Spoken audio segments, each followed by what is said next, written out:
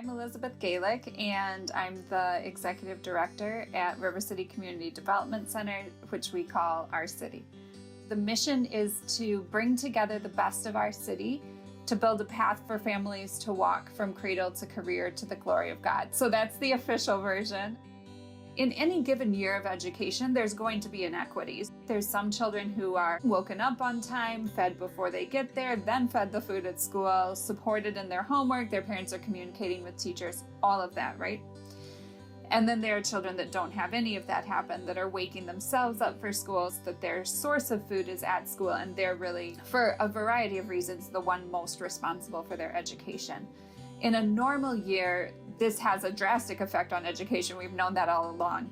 In a year of remote learning, you can't even estimate how high the effect this is on education, because not only are the children not necessarily being supported in their education, but they're also facing additional levels of trauma. Particularly in our community, the schools are set up for Spanish-speaking children and their families. But when we moved remote learning online, very often the computer itself was still set up in English. And so those language barriers got much greater than they were before.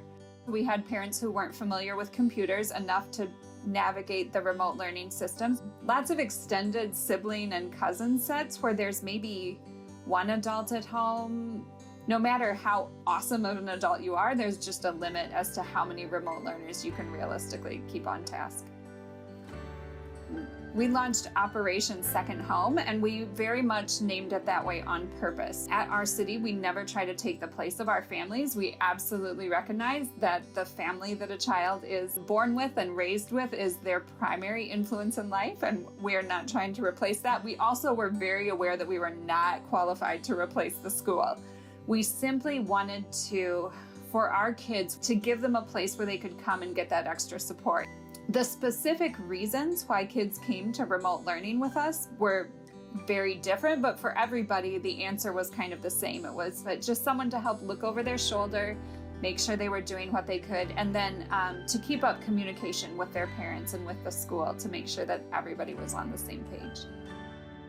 Realistically, we would not have been able to do this remote learning program without MCC. MCC was able to support 4 of our young adult staff in the midst of this program, which was huge for us because to put on Operation Second Home, we had to double our staff hours. So in 2020, we had a 52% increase in programmatic expense, which is kind of massive. So MCC coming alongside to help offset that was absolutely part of what made this happen.